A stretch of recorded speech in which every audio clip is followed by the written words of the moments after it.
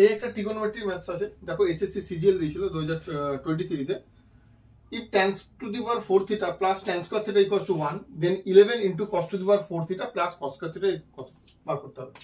তাহলে এখান থেকে আমি ডাইরেক্ট কি করছি, এখান থেকে আমরা কি করে দিচ্ছি, tan square theta আমরা কমন নিয়ে নিচ্ছি, পড়ে থাকছে tan square theta plus 1 that represent 1 হয়েছে। এবার আমরা কি জানি, or tan square theta আমরা এখান থেকে আমরা কি জানি যে sec square theta minus tan square theta equals to 1, এটা আমরা জানি।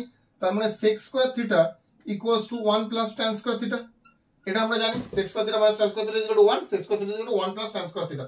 তাহলে 1 plus tan square theta বা tan square theta কে এটাকে আমরা ডাইরেক্ট কি লিখে দিলাম, sec square theta equals to 1। এবার দেখো আমরা কি জানি sin theta by cos theta মানে tan theta, তার মানে এখানে লিখলাম sin square theta by cos square theta equals to tan square theta, R sec square theta মানে আমি কি লিখে দিলাম 1 by cos square theta equals to 1। এবার আমরা কি লিখলাম দেখো sin square theta, এই cos square theta আর cos square theta মাল্টিপল হচ্ছে, হলে কত হচ্ছে cos to the power 4 theta, এটা ডাইরেক্ট ক্রস মাল্টিপ্লিকেশন হচ্ছে 1 এর সাথে cos to the power 4 theta, ব্যাস কমপ্লিট। এবার আমরা কি করছি 11 cos to the power 4 theta plus cos square theta, এতদূর করতেও হয় না, জাস্ট বোঝানোর জন্য করানো।